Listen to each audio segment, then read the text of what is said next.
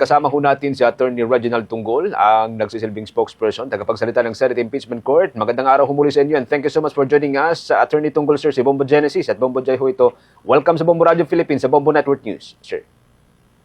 Magandang umaga sa inyong lahat, Genesis, at sa inyong mga manonood at tagapakinig. Yes, thank you so much for joining us, Attorney. With me is Bombo Jai. Tayo po napapakinggan at napapanood sa ating 32 stations nationwide. Kamustahin ko ho kayo at ang Senate Impeachment Court after ho ng 5 linggo na na pag-usad po ng trial, Attorney.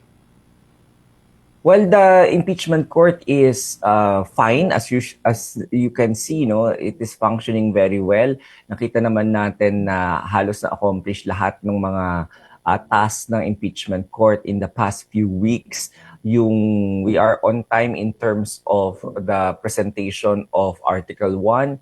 Of course, there are minor hiccups, pero parte yan ng isang proseso at ng trial proceedings, katulad na lamang nung medyo natagalan tayo sa pag-authenticate ng mga dokumento. So aside from that, that's part of the proceedings. So medyo okay naman yung ating mga senator judges. They are nakakapag-cope naman sila at naiintindihan naman nila kung ano yung mga pinipresenta ng magkabilang panig. Doon ho sa isinagawa ho ninyo na in-camera review, Attorney, doon sa mga bank, tax records ng VP Sara, financial records ng VP Sara, kamusta ho yung naging resulta ho nito, sir? So far, hintayin natin yung findings ng office ni Presiding Officer. Medyo sinusuri niya yung mga dokumento na yon and he will come up with the findings tungkol doon kung ano yung mga dokumento na sasabihin niya kay Clerk of Court na maaaring i-disclose. Ang pinaka-purpose lang naman nun ay para tingnan kung merong mga nakalagay doon sa bawat report na yon na mga methodologies o kung paano ginawa yung report na yon on how the Anti-Money Laundering Council investigated or came up with the documents. So titingnan lang niya kung merong madidisclose na proseso na maaaring makasira doon sa investigative function in the future ng Anti-Money Laundering Council. So tingnan natin kung meron siyang nakitang ganun o wala doon sa mga particular documents na sinubmit ng AMLC. Pero in the spirit of transparency, Attorney, makikita ho kayo natin yung kahit man lang counting footage dito, sir? Hindi, kasi that's the purpose of in-camera, no? It's going to be parang in executive session before the presiding officer only. Kailan po kayo gagamitin dito, sir? Kung may timeline ho tayo. The documents na pinasampi na at kinumply noong July 30, yung mga dokumento na yon ay sa kahuli-hulihan pa doon sa pagpepresenta ng prosecution ng kanilang Article 2 o yung doon sa misuse yung ill-gotten wealth, no? So doon nila ipepresenta yon para ma-establish na nag-accumulate ng wealth yung respondent Duterte more than the income that she is legally earning. So yun yung last. So that will be 31 days sa Article 1 and then 8 days sa Article 3. So pag nakalipas na yung 31 plus 8 days na yon, which is 39 days, doon pa lang natin makikita yung mga dokumento na yun. Okay. Bombo Jai, with your file, Attorney. So sa pin pa rin ng generative artificial intelligence, Attorney, with audio and video manipulation, may ginagawa ba ang impeachment court na strategic protocols sa mga lumalabas na video sa internet, lalo yung mga sinadyang i-edit talaga?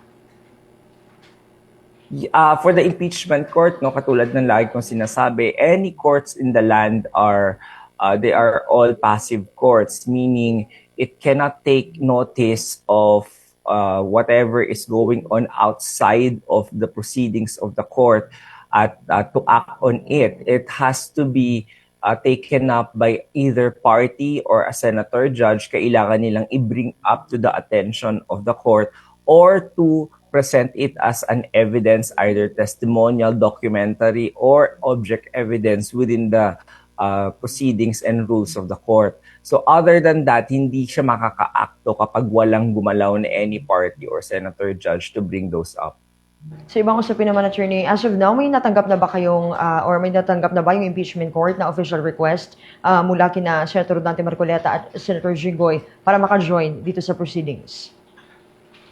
Ang alam ko may liham na ipinresenta si Senator Jinggoy Estrada mga matagal na, mga 3 weeks ago pa. At yun yung liham na binigay sa ating mga senator judges para may official request siya na makapagsali dyan. However, it is not the impeachment court who will take that matter up because it was referred by the presiding officer and the Senate President to the plenary session of the Senate as a legislative body. So sila po bilang mga senador ang magte-take up nung matter na po yan. Na-mention nyo kanina, attorney, sa Article 1, 31 days, and then sa Article 3 ay 8 days yung gugugulin dito. As of now, how's the pace of the trial, attorney? Sorry, I didn't catch the last As of now, how's question. the pace of the trial ngayon? Nasa timeline pa rin po ba tayo? So far, we are on the 12th day today, 11th day kahapon. The 11 days, sa ano dapat yan, no? Doon sa unang artikulo na tinake up na Article 4 because nagbawas sila ng mga witnesses na tapos kagad yung Article 4. We didn't need to spend the whole 11 days. So technically, we are still within the time of the first article. So we are just a few days advanced than expected in taking up the second article, which is yung Article 1. Okay. So far, on pace naman tayo. Of course, yung ating kailangan maintindihan ng ating mga manonood no, na yung pagpa-plot ng 90 days na yon nung ating impeachment court, it is based on the number of witnesses, not the number of documents. So kapag ang isang testigo po ay maraming kailangan i-identify at i-authenticate na mga dokumento, wala po tayong magagawa doon kasi yun po yung proseso na kailangan pagdaanan ng bawat dokumento para to be raised to the level of an evidence to be taken up by the senator judges. Without that, we will fail the due process of law. At yung kabilang panig naman, they will have the right na to confront those documents. Kapag finormal offer na at the end of the day, they will question the authenticity of that document and also the admissibility of those documents. So this is part of the due process at saka fair play that is in any court. So kung may kabagalan man ng kaunti, hindi natin kailangan i-sacrifice yung due process at saka yung fair play ng bawat party, ng prosecution, pati ng respondent, just for the sake of mapabilis yung proseso. So kailangan maintindihan po yun na laging nananaig po ang due process, ang pag-a-accord ng due process, lalong-lalo pa dun sa nasasakdal o sa respondent because of the Bill of Rights right po ng isang tao to be presumed innocent until proven guilty.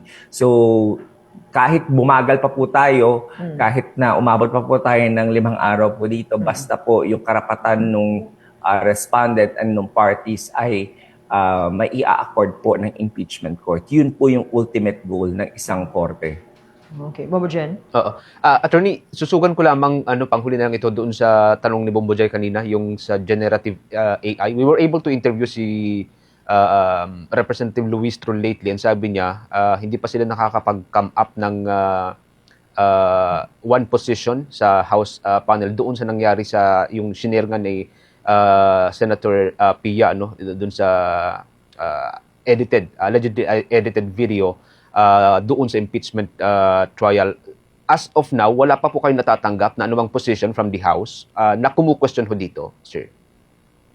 Wala po. Kaya walang act din po yung ating presiding officer at wala ring acto na magagawa ang impeachment court regarding the matter.